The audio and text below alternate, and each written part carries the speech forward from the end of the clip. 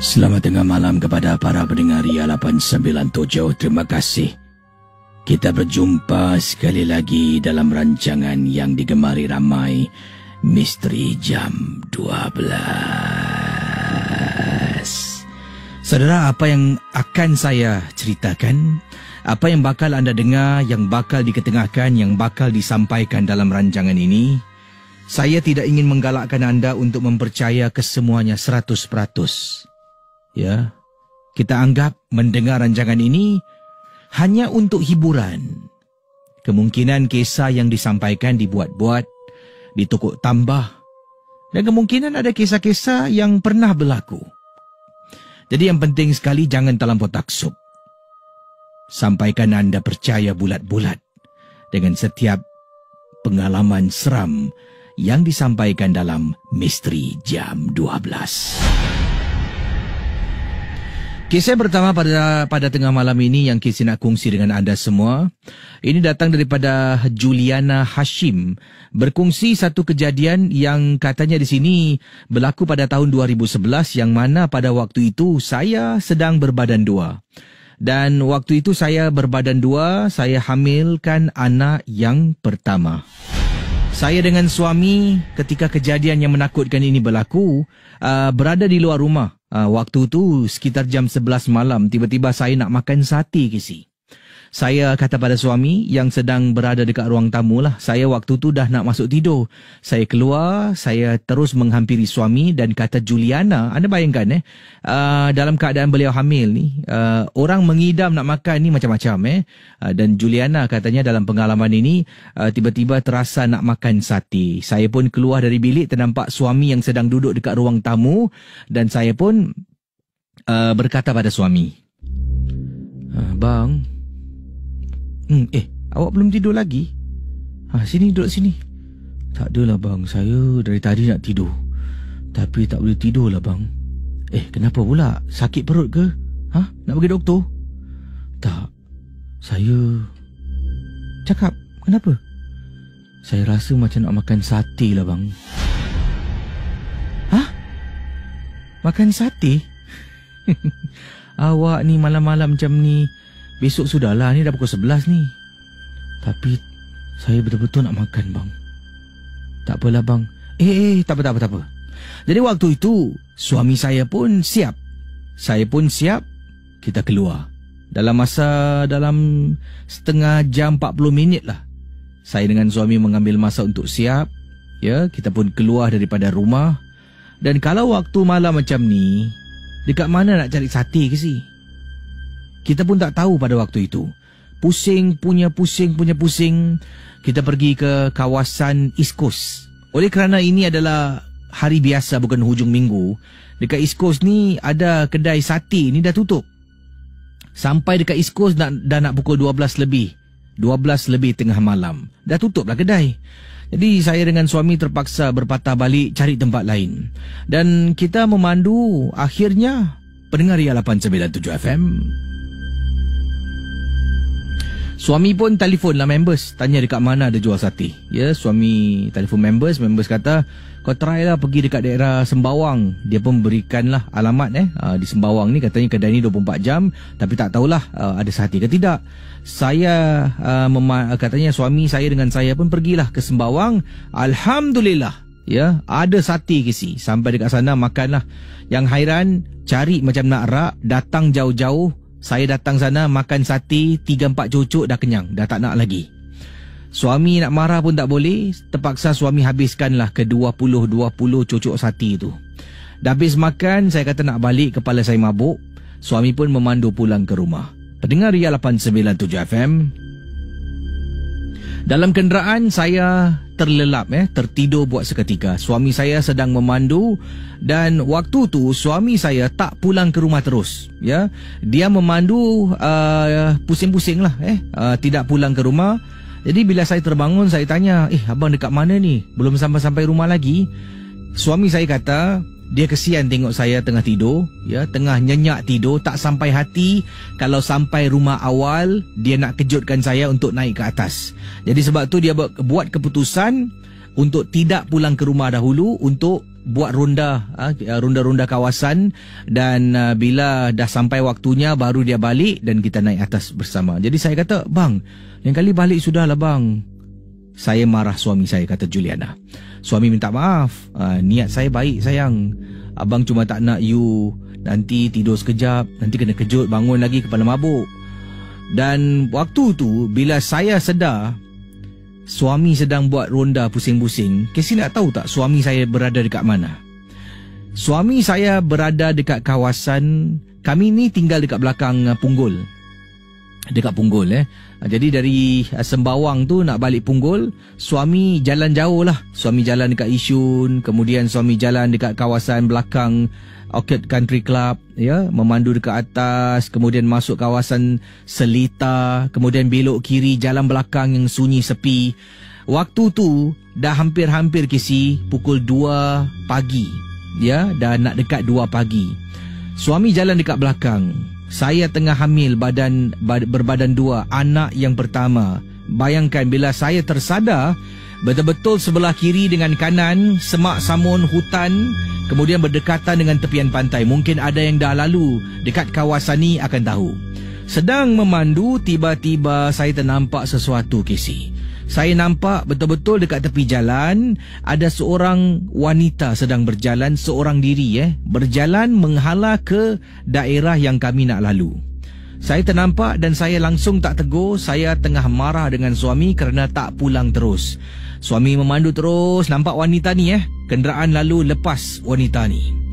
Mandu lagi, saya tengok suami, saya marah lagi. Saya kata, bang, lain kali balik teruslah bang. Abang jalan tempat macam ni. Tiba-tiba bulu rumah saya meremang, Casey.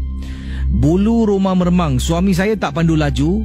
Saya tak pasti berapa kelajuan, tapi saya tahu tidak memandu dengan laju. Tiba-tiba bulu rumah saya meremang. Apabila saya toleh sebelah cermin kiri saya ni, cermin tempat duduk, saya tengok nampak ada wajah orang sedang menjengah saya macam ni. Kemudian saya tersinta, astagfirullahalazim, astagfirullah. Saya istighfar sampai suami saya terperanjat dan tanyakan, yang are you okay yang kenapa yang? Saya diam, istighfar, baca Al-Fatihah. Baca Al-Fatihah, baca surat kursi, ayat kursi, kata Juliana. Suami memandu, saya kata, bang, bawa laju sikit bang. Suami terus memandu. Dekat depan ada traffic light, lampu merah, Casey. Suami terpaksa berhenti. Sempang 4 lampu merah. Tak ada kereta terpaksa berhenti kerana harus ikut peraturan jalan raya. Sedang suami berhentikan kenderaan, saya nampak perempuan yang sama yang lalu jalan kaki tadi dekat depan sedang jalan ke hadapan menuju ke arah kawasan yang kami nak pergi. Saya nak tegur, tapi tak digalakkan untuk tegur. Hanya saya pendam dalam perasaan yang marah ni. Kemudian saya harap suami cepat-cepat balik. Suami lepas wanita yang sama. Saya teringat, kalau nampak benda macam ni ketika kita nak balik rumah, dari kerja, dari keluar, jangan terus pulang ke rumah. Tahu-tahu saya toleh tengok suami. Saya kata, bang, minta maaf bang, boleh singgah kedai minyak tak? Saya nak beli barang. Suami kata daripada saya, tadi awak juga marah saya suruh balik rumah sekarang. Sekarang awak nak singgah-singgah pula. Dalam hati saya, Casey, kalau boleh saya nak jelaskan pada suami, oleh kerana saya tak nak menegur, saya buat bodoh. Saya hanya sekadar diam dan senyum. Sampai dekat kedai minyak, saya pun masuk ke dalam beli air dengan aiskrim. Saya keluar, suami dekat luar kawasan jalan raya sedang isap rokok. Saya menghampiri suami. Suami tanya, kenapa dengan awak ni?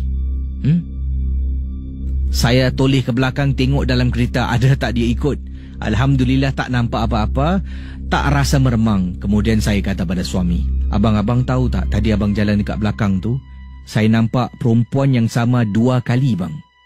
Kemudian tadi dekat tingkap sebelah kiri, tingkap penumpang tempat duduk depan, saya rasa meremang. Saya toleh tengok cermin dekat luar tingkap. Abang tahu abang bawa berapa laju? Dekat luar tingkap ada orang menjengah abang. Suami terdiam. Astagfirullahalazim. Sekarang ada tak sayang? Sekarang saya tak tahu bang, tapi sekarang saya tak rasa seram macam tadi. Misteri Jam 12. Kisah-kisah yang anda dengar dalam rancangan nombor 1 radio Misteri Jam 12 hanyalah sekadar satu hiburan sahaja. Jangan mudah percaya, jangan terikut-ikut dengan apa yang dikedengarkan. Yang pasti, rancangan Misteri Jam 12 hanya sekadar hiburan. Okey, Ria 897 FM, terima kasih pada anda yang sedang mendengar dan sambil-sambil memantau Misteri Jam 12 bersama dengan saya, Casey. Ya. Ingat, setiap kisah hanya sekadar hiburan. Yang lain boleh cuba tembusi bilik siaran. Malam ni saya cuba perbanyakkan panggilan-panggilan dari para pendengar sebab ada beberapa malam saya nak jawab panggilan tak terjawab-jawab sebab banyak sangat email saya terima. Itulah. Jadi saya akan cubalah buka talian. Anda boleh hubungi saya di 66911 berkongsi dengan saya dalam Misteri Jam 12. Yang ini kisah daripada pengirim kita. Katanya di sini ini daripada Fazrul. Kata Fazrul, kisah ini terjadi di mana? Kita akan kembali selepas ini. Jangan ke mana-mana, saudara. Baik, kisah yang ingin diceritakan ini pengalaman daripada pengirim kita yang hanya ingin dikenali sebagai Fakrul, bukan nama sebenar, nama samaran yang digunakan. Katanya, saya gemar mendengar rancangan Casey dan saya adalah pendengar jauh di Jepun. Okey. Kisah diceritakan oleh Fakrul.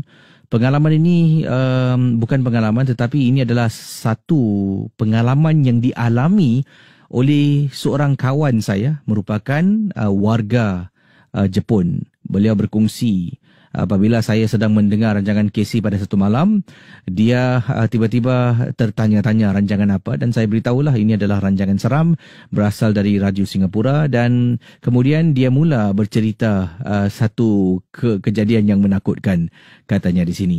Jadi apa yang diceritakan ini mungkin benar, mungkin tidak, saya tidak pasti, tetapi inilah kisahnya. Saya nak berkongsi dengan anda. Ya, ini kalau kita tadi cerita tentang mungkin pengalaman di Singapura memandu pada waktu malam, isteri berbadan dua, hamil. Yang ini pula kisah Fakrul yang berada di Jepun kerana bertugas di sana. Inilah pengalaman. Benar ataupun tidak, jangan anda mudah percaya. Kata Fakrul, ini adalah kisah yang diceritakan oleh rakannya, oleh kawannya, dan kawannya adalah warga Jepun. Katanya di sini ini berkenaan dengan satu kejadian yang diceritakan oleh kawan saya yang pernah berlaku kepada beliau. Waktu tu dia masih muda lagi lah, masih dalam lingkungan usia 20-an tahun. Kejadian ini kata Fakrul, dia ni memandu dalam keadaan pengaruh alkohol. Jadi apa yang terjadi, di setengah jalan tu dia memandu tu dia berhenti sebabnya dia dah tak boleh memandu, dia terlampau sangat mabuk lah. Jadi nasib baik dalam kenderaan yang dipandu tu ada kawan yang lain, kawan yang suruh berhenti, bukan dia berhenti, kawannya suruh berhenti sebab dia mati-mati nak memandu. Akhirnya dia turun dari kenderaan dan dia keluar sekejap kerana tak tahan nak termuntah. Nak termuntah, kata Fakrul. Ini diceritakan oleh kawan saya. Ini kata Fakrul diceritakan oleh kawan saya yang hanya dikenali, Fakrul tulis namanya Mitsu, kawannya Mitsu-san. Mitsu-san. Jadi Mitsu berkongsi pengalaman, dia dalam keadaan dah mabuk sangat, kawannya paksa suruh berhenti dari memandu, dia berhenti, dia keluar dari kenderaan, kemudian dia terus ke tepi jalan, dia muntah.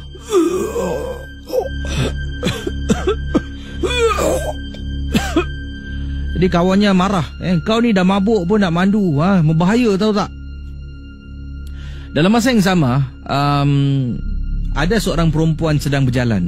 Ya, di negara Jepun ni dan di negara Korea adalah satu perkara yang biasa bila nampak wanita ni berjalan, lelaki ke wanita berjalan dengan menggunakan mask, pelitup. Mereka gemar menggunakan pelitup untuk tutup wajah lah. Kalau awak tengok pun daripada mungkin kerana sakit ataupun kerana fashion lah, trend. Jadi sedang malam tu Orang Jepun ni Kisi, diorang ni very friendly tau Kisi. Ya, suka membantu, menolong, tak pernah fikir negatif. Jadi bila dia ternampak seorang perempuan ni jalan pada waktu malam, seorang diri menggunakan pelitup, perkara yang biasa. Jadi nampak perempuan tu kawan saya lah, katanya Fakrul, kawannya bernama Mitsu ni. Kawannya yang sepatutnya memandu selepas ini bertanya pada wanita tu, kau nak ikut tak? Kita boleh hantar kau balik malam-malam macam ni. Itu pun kalau kau tak kisah berkongsi kenderaan lah dengan kami. Dan wanita tu pun mengangguk dan mengucapkan terima kasih lah. Terima kasih. Dia pun duduk dekat belakang. Wanita tu duduk di belakang. Dan temannya Mitsu yang dalam keadaan mabuk ni dah muntah tu rasa lebih baik lah dari tadi. Dan seorang lagi kawannya memandulah. Kawannya duduk depan memandu, dia duduk di tempat penumpang. Jadi Mitsu menceritakan pada Fakrul, dalam perjalanan ni teman saya memandang cermin, nampak perempuan tu duduk kat belakang, tengah duduk, dia tengah menyanyi tau, macam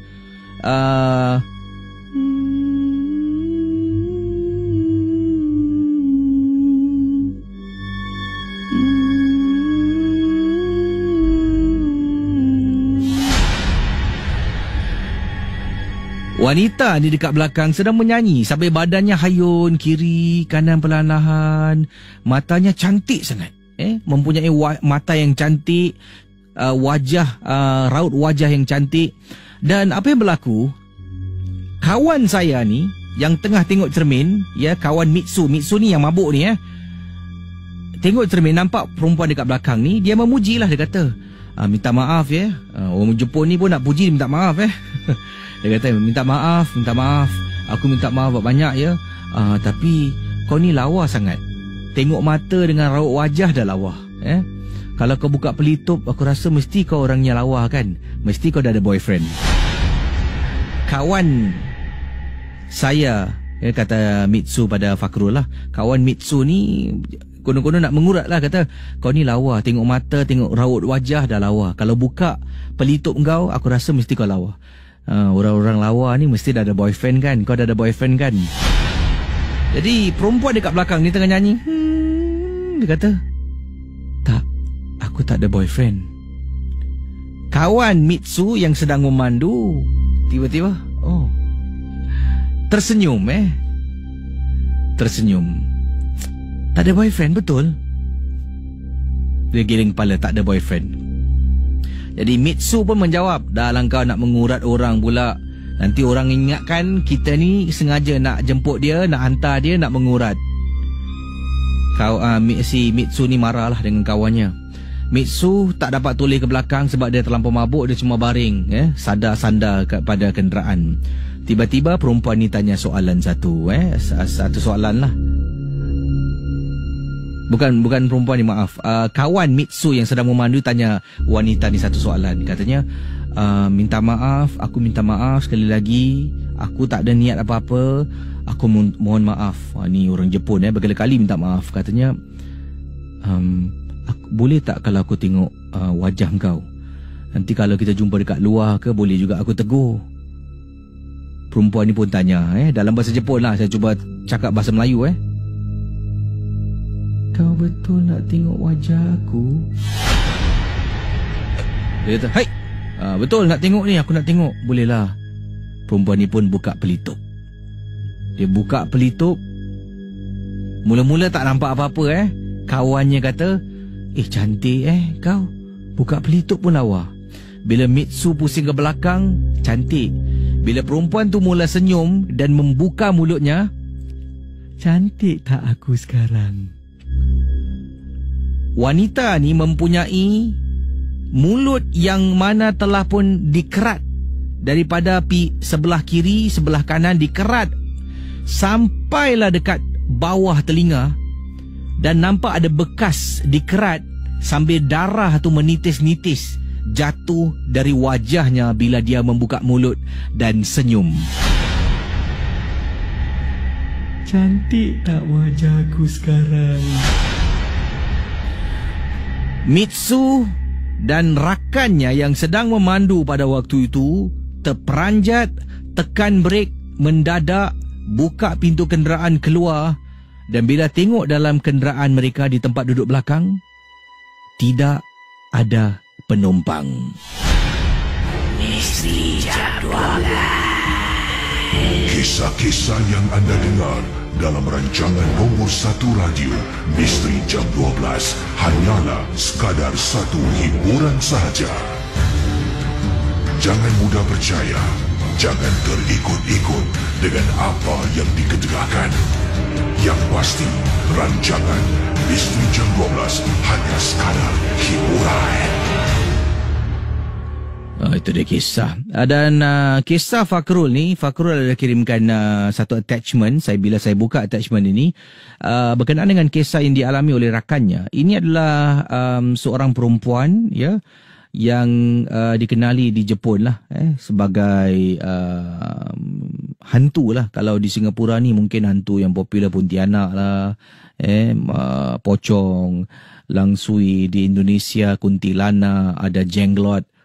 Di Filipina ada balan-balan kalau tak silap saya, ya, balan-balan, dan ada nama-nama yang lain lah.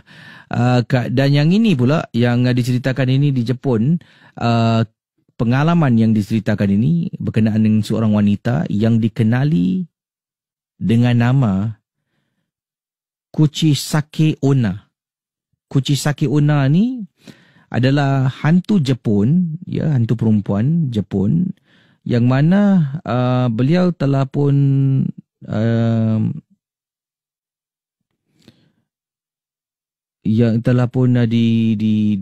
dibunuh oleh suaminya, ya, dibunuh oleh suaminya sendiri dan kembali ke dunia, difahamkan untuk menghantui lelaki-lelaki yang gatal, yang miang. Jadi suaminya telah pun mengerat mulut wanita ni, ya, daripada hujung kiri mulutnya sampai ke bawah telinga, sebelah kanan hujung mulutnya sampai ke bawah telinga. Dan wanita ni akan jalan, ya, pada waktu malam menggunakan pelitup, yang mana ia adalah satu perkara yang biasa di Jepun, di Korea. Ramai orang menggunakan pelitup. Ada kerana fashion, ada kerana bukan fashion, kerana di Korea khususnya mereka menjalani pembedahan. Kalau kita tahu di Korea, artis Korea ni menjalani, bukan saja artis, orang-orang biasa pun pembedahan plastik surgery untuk wajah, untuk bibir, untuk hidung. Jadi oleh kerana tak nak kelihatan buruk di halayak ramai, mereka menggunakan pelitup. Sebab tu kalau kat Jepun, di Korea ni kita nampak satu trend kerana mereka baru balik dari surgery lah, pembedahan. Di sini pula ikut-ikut ingatkan fashion. Jadi oleh kerana itu, orang pakai pelitup ni, perempuan pakai pelitup waktu malam, satu perkara yang biasa lah. Sampaikan ia adalah satu benda sebenarnya. Wanita ni seorang wanita yang telah pun mati. Nak baca cerita tentang kematian Kuchisake Onna ni, seorang wanita yang cantik, yang lawa di Jepun ni, memang panjang.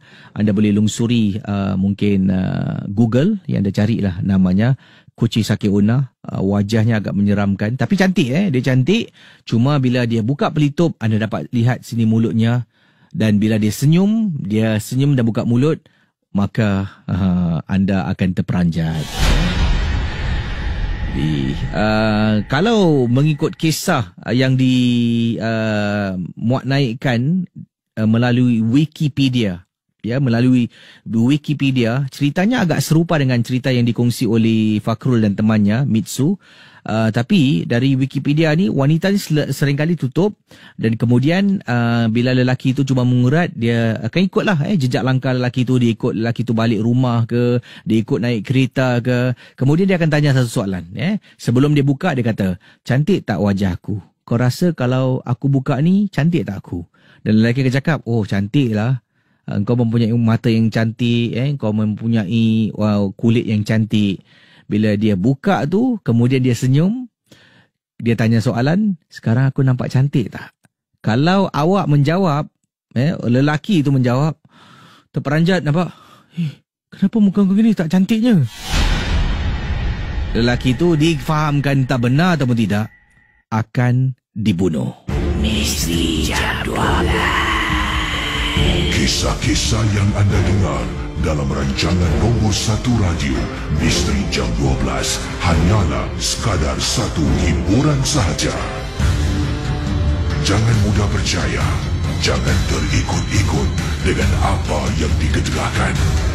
Yang pasti, rancangan Misteri Jam 12 hanya skala hiburan. Okey, kita akan teruskan kisah selanjutnya dalam rancangan Misteri Jam 12 di Ria 897 FM.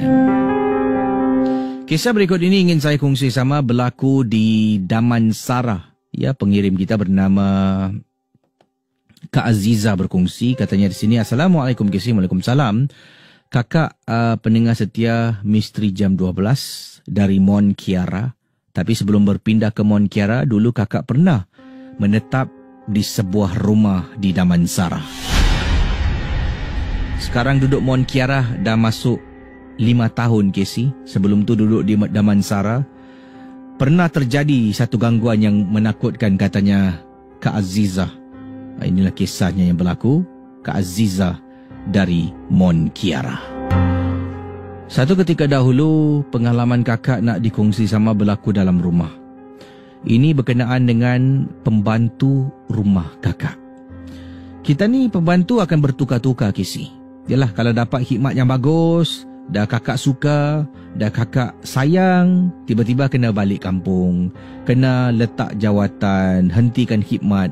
Sebabnya ialah pembantu rumah ni pun mereka manusia, ada hasrat nak berumah tangga, nak kahwin. Jadi bila duit dah cukup, mereka akan tinggalkan kita dan terpaksalah cari pembantu rumah yang lain. Memang susah Kisi, kakak nak cari pembantu rumah. Ataupun secara amnya, sesiapa pun nak cari pembantu rumah yang baik, yang boleh dengar kata, yang boleh buat kerja, yang boleh kita sayang macam ahli keluarga kita sendiri. Dan setelah pembantu kakak ni tamat khidmatnya, kakak terpaksa cari yang lain. Ya, cari yang lain. Jadi akhirnya jumpa setelah hampir 2 minggu lebih tidak ada pembantu dalam rumah. Kakak ada satu pembantu saja dan jumpa seorang pembantu ni lah melalui agensi dan membawa pembantu ni pulang ke rumah. Masalahnya ni, kakak pernah mendengar nasihat daripada kenalan-kenalan yang rapat. Katanya, bila dapat pembantu ni, ada baiknya kita tanya dia ya secara telus dan kita periksa dia secara terperinci berkenaan dengan bekal. Bekal yang dimaksudkan sini bukan bekal makan, tetapi bekal pendinding. Sebab kata kawan kakak, pembantu-pembantu tidak semua, segelintir pembantu-pembantu yang datang ni mereka akan menggunakan pendinding. Tak orang tak kita Kisi, katanya Kak Aziza. Yalah, mereka ni berjauhan dari rumah dengan keluarga, mestilah nak gunakan pendinding kan. Sebabnya kalau apa-apa berlaku, tak ada tempat berteduh. Ya, hanya sekadar pendinding itulah yang akan menjaga mereka. Jadi inilah kisah yang diceritakan oleh akak kita. Dapat pembantu, kakak tak percaya nak periksa pembantu. Sebab yang pertama pun kakak tak periksa. Kakak percaya mereka have every right to their own privacy. Ya, tak naklah nak membongkar beg. Kakak cuma tanya secara direct, kamu ada bawa pendinding tak? Dari bekalan dari kampung. Pembantu kata, enggak ada ibu. Kata pembantu, kakak percaya. Sebab kakak kata, baik kalau kamu jujur sama ibu, ya, ibu akan sayang kamu. Jadi kita teruskan kehidupan. Kakak datang, biliknya di bawah Kisi. Pembantu kakak ada satu bilik dekat bawah dan ada katil untuk tidur, tempat mandi, semua cukup.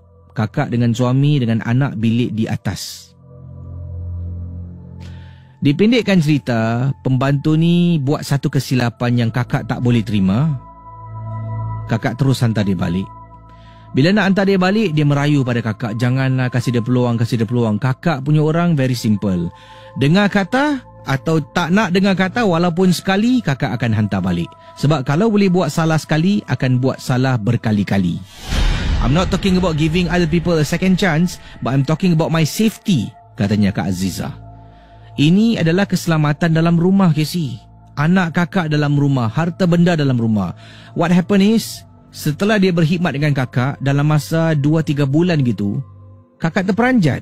Bila mendapat tahu dari jiran sebelah, dia membawa balik orang luar, Kesi. kawan dia masuk dalam rumah kakak. Mula-mula tak nak mengaku. Nasib baiklah dekat rumah kakak ni memang kakak pasang CCTV. Tengok balik footage, dia berbohong dengan kakak. Yang pertama, yang kedua bawa balik orang.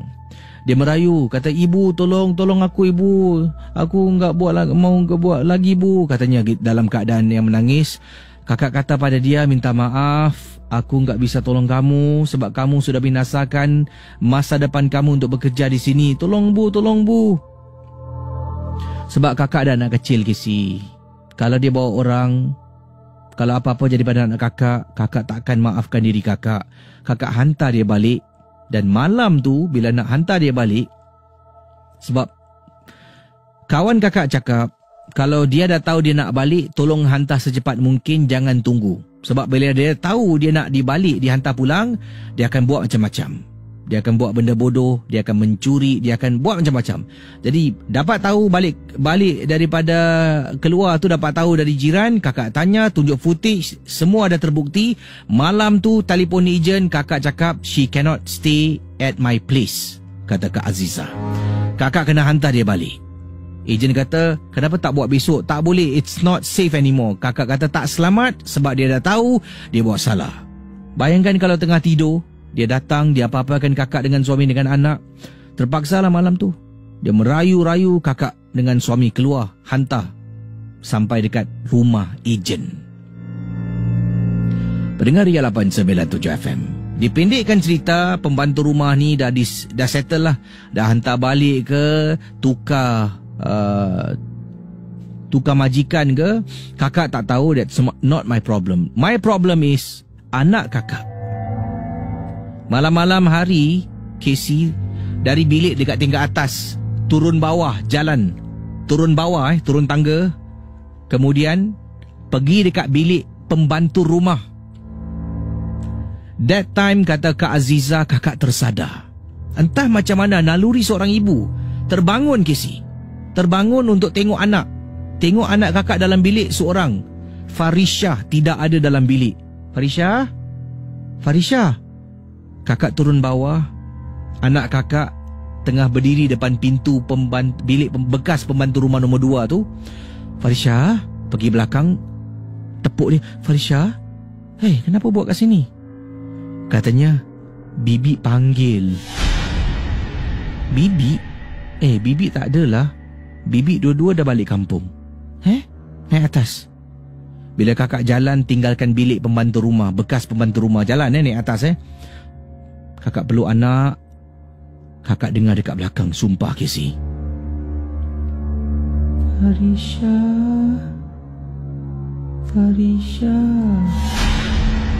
Bila dia panggil, dalam masa yang sama anak kakak pun toleh. Kakak naik atas. Farisha hari ni tidur dengan mama. Masuk dalam bilik, kejutkan suami. Abang. Yes, Abang hari ni tidur bilik Farisha boleh tak? Farisha tidur dengan saya. Suami tak banyak soal. Suami angkat satu bantal, pergi bilik anak, tidur dekat bilik anak. Casey, kakak tengah baring dengan anak, tepuk dia untuk tidur. Anak kakak dah tidur. Kakak Casey nampak dekat pintu bilik, Casey sumpah ada orang menjengah ni. Ibu, kamu panggil aku ya? Casey dengar suara Casey. Astaghfirullahalazim. Pendengar Ria 897 FM. Kata Kak Aziza, nasib baiklah dekat tepi katil kakak selalu letak Al-Quran dengan surah Yasin. Kakak ambil Yasin, buka, kakak baca Casey. Tengah kakak baca ni taklah sebagus sangat. Kadang-kadang baca nanti setengah jalan kakak berhenti macam ni apa tulisan ni tengah baca anda bayangkan ini saya beri contoh contoh. Misal kata Yasin, kakak berhenti.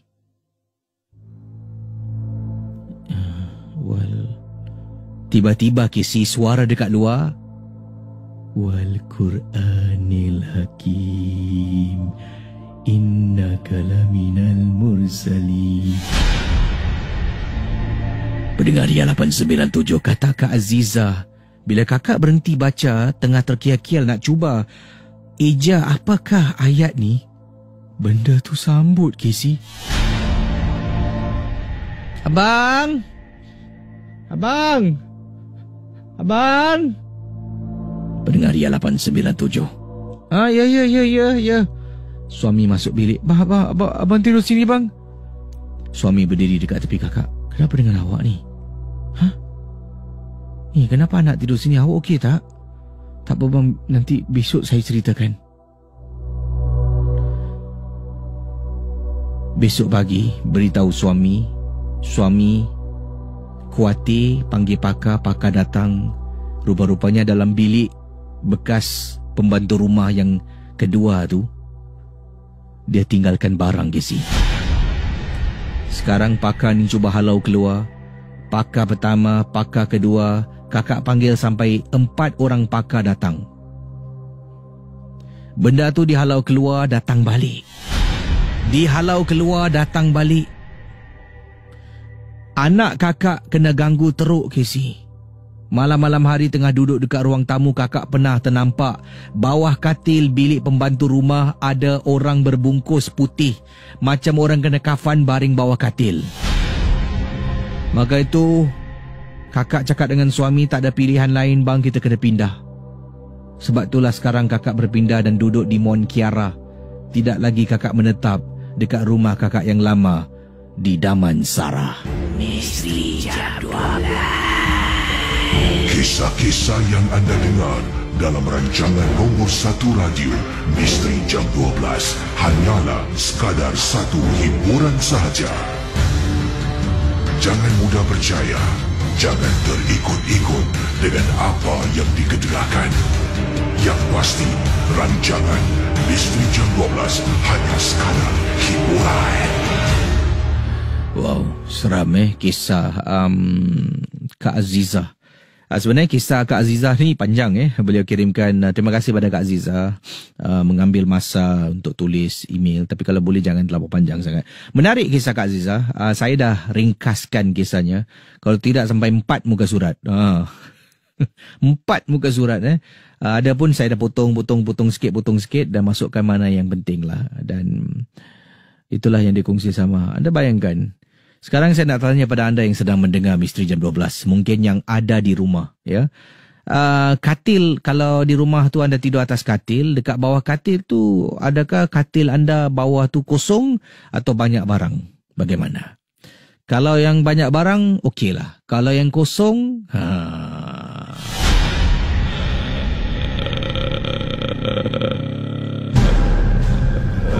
Kisah-kisah yang anda dengar merupakan Misteri Jam 12. Tidak ada sebarang bukti yang boleh mengesahkan kebenarannya. Saya akan jawab panggilan. Silakan hubungi saya. Ingat, rancangan ini hanya sekadar hiburan. Saya tak nak anda percaya terlampau taksub. Ini hanya sekadar hiburan. Macam menonton filem seram, inilah. Macam itulah. Ya, tolong jangan, oh ini bedek lah ni. Memanglah, siapa suruh percaya? Orang dah cakap berkali-kali, jangan percaya. Ya. Ada yang jawab sini, ada kata Casey, katil saya kosong Casey. Daripada Rumzi. Daripada Sharifah kata, katil saya bawah kosong. To be honest, anak saya pernah ternampak suatu bawah katil couple of times. Sekarang ni saya kalau pasang sejadah, kalau pasang nak sembahyang gunakan sejadah, saya tidak akan solat dalam bilik. Sebab pernah waktu tu solat isyak, sebab balik lewat dengan anak-anak, suami kerja shift malam. Balik jam 10 lebih malam, belum solat isyak. Anak-anak masuk bilik kasih tidur dulu, dah settle, bentang sejadah nak solat Casey. Dalam keadaan sujud, terasa macam ada orang kais-kais tangan 2 kali dan seolah-olah datang daripada bawah katil.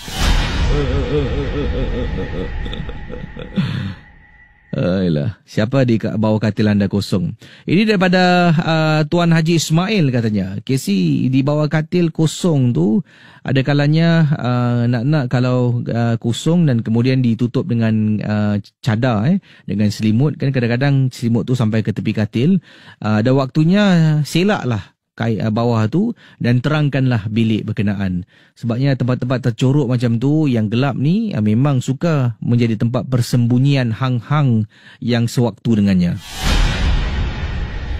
Katil bawah katil rumah saya semua papan jadi selamat. Seram sih kisah tadi ini daripada Ayun berkongsi. Baik, kita ke hujung talian 669-11897. Hello, selamat pagi. Hello, selamat pagi. Hello, selamat pagi. Baik, silakan hubungi saya. Mungkin tadi line tak clear ya. Baik saudara, sementara saya nantikan panggilan daripada anda.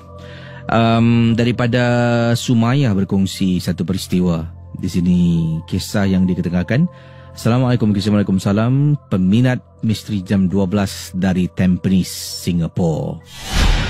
Terima kasih pada Sumayah, orang Tampines di Singapura. Kejadian yang saya alami ini berlaku di pejabat, di office saya. Ada kalanya saya akan balik lewat KC kerana banyak kerja nak dihabiskan, lebih-lebih lagi kalau saya nak ambil cuti panjang. Kejadian yang berlaku ini di pejabat saya di office, tak nak sebutkan dekat kawasan mana, di bangunan mana.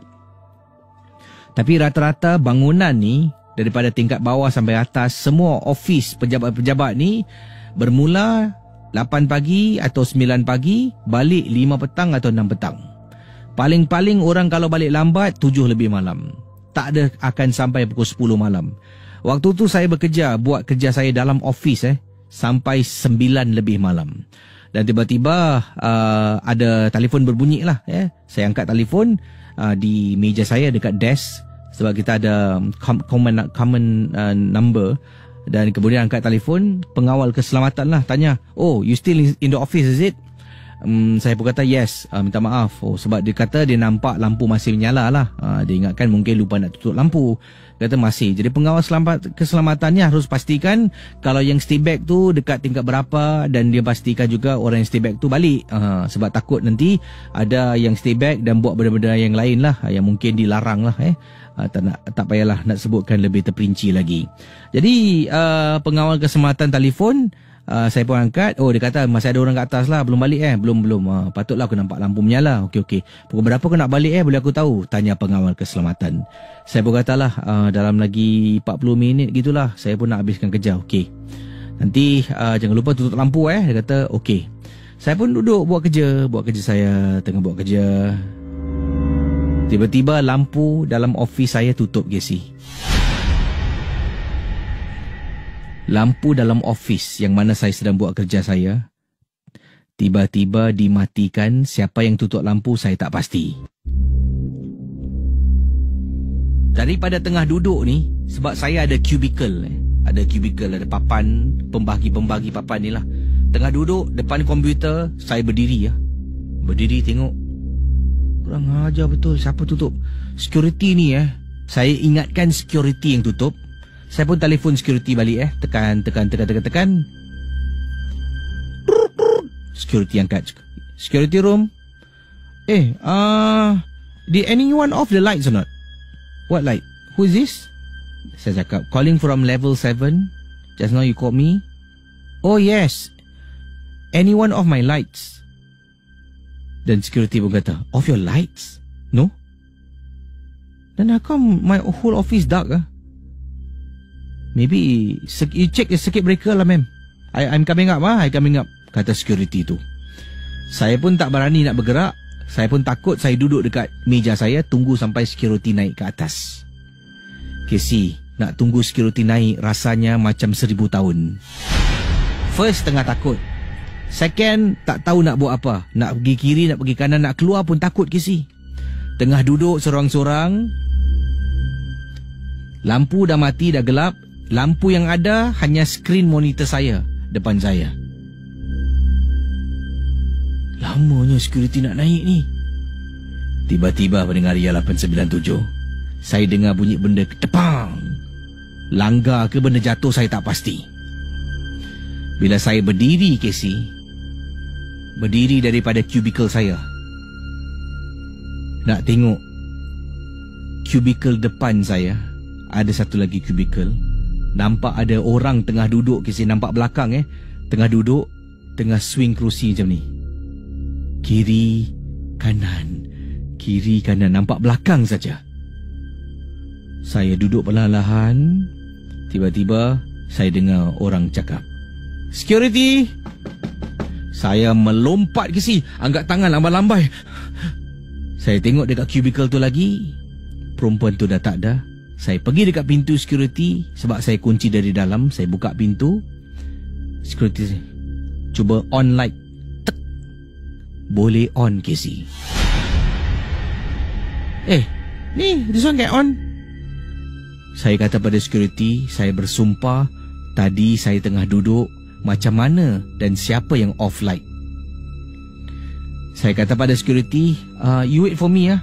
Saya pack barang-barang, saya keluar dan tinggalkan office. Misteri Jam 12. Kisah-kisah yang anda dengar dalam rancangan nombor 1 radio Misteri Jam 12 hanyalah sekadar satu hiburan sahaja. Jangan mudah percaya, jangan terikut-ikut dengan apa yang dikedengarkan. Yang pasti, rancangan Misteri Jam 12 hanya sekadar hiburan. Lagu diam tak diam, saya tengah bercerita, tiba-tiba, sampai satu suku aku bercerita Dari 1.20 sampai satu suku dekat 1 jam bercakap non-stop. Jadi akan saya berehat untuk minum air seketika, dan terima kasih pada anda yang sedang mendengar Ria 897 yang ada di Facebook, yang ada di YouTube. Malam ni ramai yang masuk gelanggang. Terima kasih banyak-banyak. Dan ada yang berkongsi pengalaman-pengalaman, katanya Casey, kisah malam ni seram-seram tahu tak apa. Jadi saya akan berehat seketika, kita kembali sebentar nanti yang ada di YouTube. Nanti kita akan berkongsi lebih banyak kisah pengalaman dalam Misteri Jam 12. Jangan ke mana-mana, bertemankan saya Casey. Misteri Jam 12. Kisah-kisah yang anda dengar dalam rancangan nombor 1 radio Misteri Jam 12 hanyalah sekadar satu hiburan sahaja. Ya, Misteri Jam 12 hanya sekadar satu hiburan. Terima kasih pada anda yang sedang memantau siaran MJ12 di mana saja anda berada. Dan awal tadi kita berkongsi pelbagai kisah dan pengalaman yang diceritakan. Dan ingatlah, rancangan ini hanya sekadar hiburan, tidak ada sesiapa yang boleh mengesahkan kebenarannya. Dan apa yang pasti, ini kisah-kisah yang diceritakan ni kita dengar sebelum kita tidur ni, jadikan macam bedtime story, tidak lebih dari itulah. 669-11897, silakan. Saya sebenarnya nak jawab panggilan ni tapi itulah, ada yang panggilan tak nak bersuara, diam dekat ujung talian. Mungkin segan bila nak bercerita, berkongsi pengalaman. 669-11897. Selamat malam juga kepada geng-geng momok yang ada di Facebook Ria. Ya, Facebook Ria. Terima kasih pada anda. Selamat malam pada anda, geng-geng momok semua. Dan siapa lagi yang sedang mendengar sekarang ini? Kita juga ada Shaliza sedang memantau Facebook Ria. Terima kasih pada Shaliza. Kita ada Muhammad Putra. Terima kasih pada Muhammad Putra. Siapa lagi? Dewi Aksyah. Terima kasih pada Dewi Aksyah. Terima kasih pada Azmandon, Latifa, Maimun, Zack 13, Jojo Roberts, Ola Samora sedang mendengar sekarang ini. Limdi Dalina, Limdi Diana. Ya, Limdi Diana. Ya, terima kasih di bawah poster. Pada semua yang sedang mendengar sekarang ini, ya, salam ma'al hijrah kepada para pendengar, iaitu selamat menyambut kedatangan tahun baru lah, tahun baru hijrah, ya. 1440. Okey. Kita ada Muhammad Junaidi ya, ini bawa poster di Facebook di JKC dan juga Instagram Ria pun ada. Salam KC, sihat hari ini. Saya Pak Long Eddie, pendengar dari MJ12 dari Sungai Layak, Sungai Petani Utara Malaysia. Malam ni macam biasa tiap malam layan MJ12, tapi malam ni lain sikit, kereta tayar bocor, kena buat sendiri. Kedai banyak tutup. Alamak. Oh, ni gunakan barang ni betul barang ni sekali pandang dia macam chewing gum Jadi selamat memperbaiki kereta anda, Pak Long Eddie. Ya, semoga bocornya tu bocor yang menegak Kalau bocornya yang tak menegak, itu masalah sikit nak sumbatkan getah ni ke dalam tu tayar roda anda ni. Yang ini daripada Assalamualaikum. Waalaikumsalam. Saya Amir Nurlah dari KLIA Airport, sedang mendengar sambil standby di gate C36 C37. Gate ni 2 tingkat, tapi bahagian atas ni selalu ada gangguan misteri. Kadang-kadang tak ada flight, tapi perasan seperti ada passenger dalam waiting room, padahal gate pintu berkunci. Siapa dia yang sedang menunggu di dalam? Selamat malam. Oi, tempat yang sunyi, tiba-tiba continue rasa panas pula. Rasa bahang Saya dah pakai jaket. 669-11897. Salam KC, bawa katil saya kosong tapi taklah tinggi. Lopong tu macam 10 cm depth aja. Pocong nak masuk pun tak muat. Lainlah pocong tu kurus, kering. Tadi pada Kak Nana Sarina. Oh ya ke? Assalamualaikum, Waalaikumsalam. Saya pendengar setia berasal dari Pematang Pauh, Pulau Pinang. Apex ni Rajim. Tak pernah rasa jemu mendengar Misteri Jam 12 ni. MJ12 memang terbaik. Terima kasih pada anda. Terima kasih pada Zio Hikeshi. Ya, terima kasih pada anda, ucapan-ucapan anda. Kita akan terus ke hujung talian bersama dengan pendengar kita pada pagi ini. Hello, selamat pagi. Hello. Hello, selamat pagi. Hello. Pelik pula Ya, dengar bunyi shh. Dengar. Hello, selamat pagi.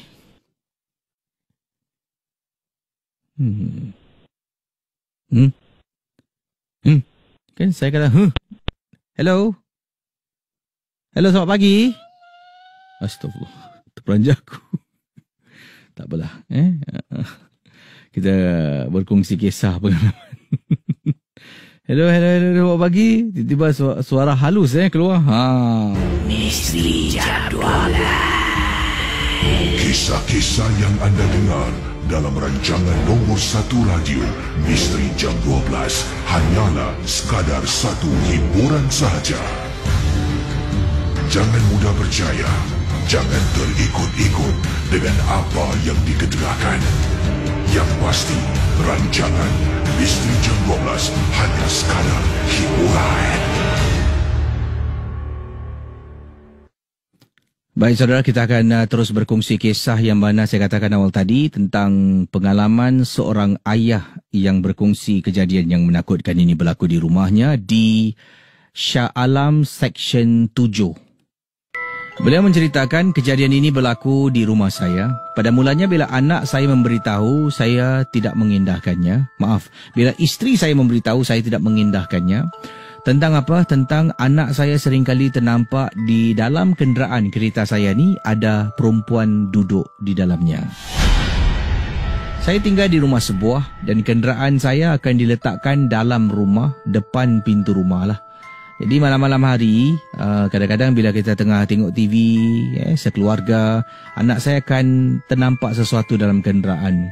Dan dipendekkan cerita, kata beliau ni, sehinggakan saya, mula-mula bila isteri katakan, saya hanya menepis, mengatakan, ini budak-budak ni kadang-kadang jangan ikutkan sangat perasaan takut. Itulah yang saya jawab. Jangan ikutkan sangat perasaan takut, jangan ikutkan sangat perasaan takut, kena lawan. Padahal, ini adalah satu perkara yang harus saya ambil berat, sebabnya yang nampak adalah anak saya. Sampaikan pada satu hari, anak saya menangis. Jadi bila ditanya kenapa, dia beritahu perempuan dalam kereta tu mengganggu dia. Sekarang benda tu dah masuk dalam rumah, Casey. Jadi saya pun pada waktu tu masih tidak percaya lagi. Ya, masih tidak percaya sangat. Saya pun tanya pada anak saya bernama Akil. Akil, mana dia? Tunjuk ke ayah. Tunjuk ke ayah, mana? Dia kat mana? Kemudian Akil kata, dia dekat atas almari. Saya pun memandang ke atas almari anak saya, yang mana bahagian atas tu memang lopong. Ya, tak ada barang yang diletakkan atas almari. Baik pendengar Ria 897 FM. Bila saya pandang ke atas almari, memang tak nampak apa-apa. Saya kata pada anak saya, Akil, mana ada apa-apa ke atas tu? Tak ada apa-apa lah. Saya pergi dekat almari, kemudian saya ketuk almari, bum, bum, bum, bum. You see? Nothing. Sudahlah bang. Anak awak takut, awak diam. Saya nak ajar dia jadi berani. Nanti dari kecil macam ni, takut. Nanti sampai dah besar jadi penakut. Awak mana tahu dia nampak? Ni kan anak kecil, kata isteri saya kepada saya. Saya mati-mati nak menegakkan kebenaran. Akil nampak siapa? Anak saya kata, perempuan dalam kereta dah masuk rumah. Saya marah anak saya lagi. Kemudian saya buka pintu almari, Casey. 2 pintu almari saya buka. Depan anak saya, depan isteri saya buka. Dekat dalam ni pun tak ada. Saya buka, saya biarkan. Saya pergi dekat anak saya. Saya duduk sebelah dia, saya peluk. Kata, Akil cannot be scared. Tak boleh takut tau Akil. Kita ni manusia. Jangan tak pintu almari tutup, Casey. Saya terdiam. Saya tenung dekat pintu almari tu. Tengok lagi lama, sebelah pintu tertutup. Isteri saya tengok saya tengok isteri. Kan bang, saya dah cakap kan bang. Terus bulu rumah saya meremang, Casey. Saya terus pegang anak. Ayah, tolong ayah. Ayah, tolong. Akil, kenapa Akil? Okey, perempuan tu dekat mana sekarang? Ayah, tolong. Ayah. Pendengar Ria 897. Saya katanya tengah peluk anak yang tengah duduk dekat katil. Anak saya makin rapat. Dia kata, tolong. Saya tanya, dekat mana? Akhirnya dia jawab, kat sebelah Akil. Saya terdiam. Sebelah Akil, tiba-tiba tangan saya yang saya peluk anak, rasa macam ada orang sentuh. Saya terus menepis. Akil, bangun. Bangun dengan isteri, jalan sampai keluar, Casey. Keluar, tutup pintu bilik. Bunyi cakaran yang begitu kuat datang daripada bilik anak saya.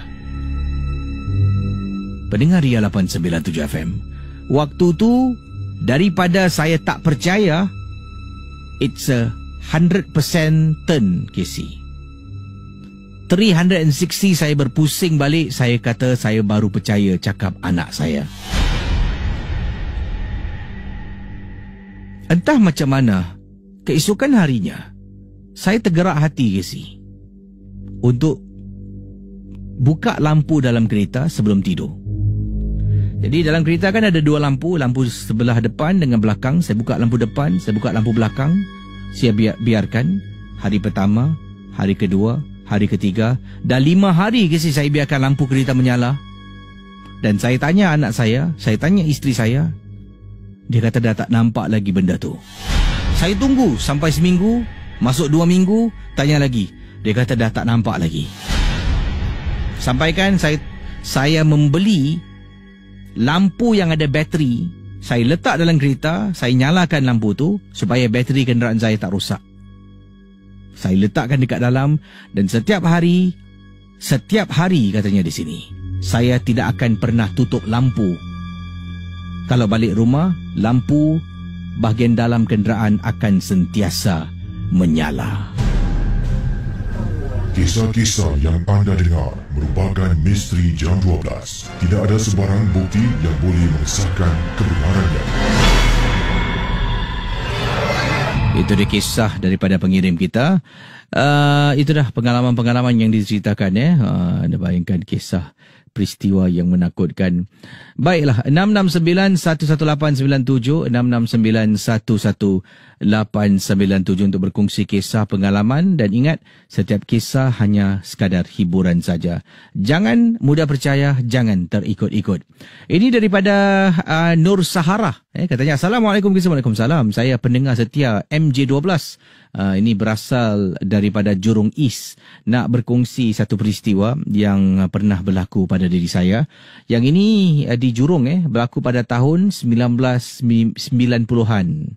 Waktu tu saya masih lagi anak dara, Casey. Rumah tu adalah rumah arwah ibu saya. Begini kisahnya. Percaya ataupun tidak, inilah pengalaman yang diceritakan oleh pengirim kita yang bernama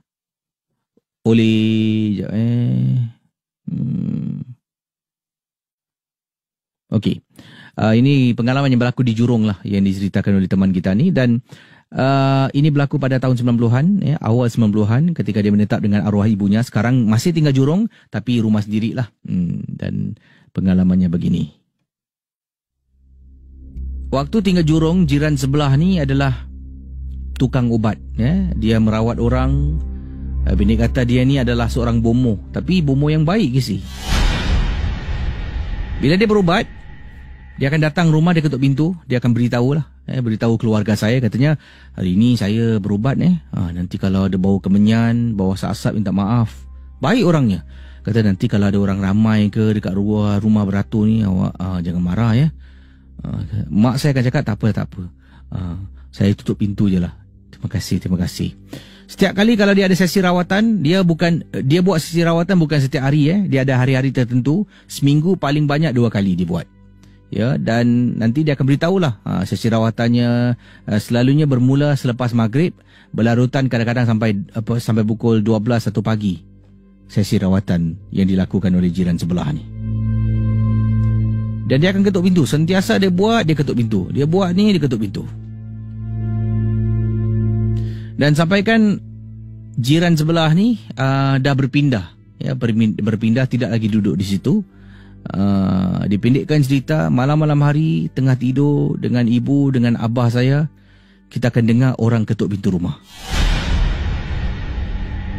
Malah rumah jiran yang sebelah ni, yang kosong, belum ada penghuninya. Setiap malam saya dengan ibu, pada waktu itu dengan abah saya, akan dengar dekat dalam tu bunyi kelentang-lentung. Bunyi macam orang bertukang, bunyi orang bercakap, berbual, menyanyi dalam rumah jiran sebelah. Itulah pengalaman yang dikongsi sama yang ringkas. Terima kasih dan juga selamat tengah malam. 669-11897, silakan.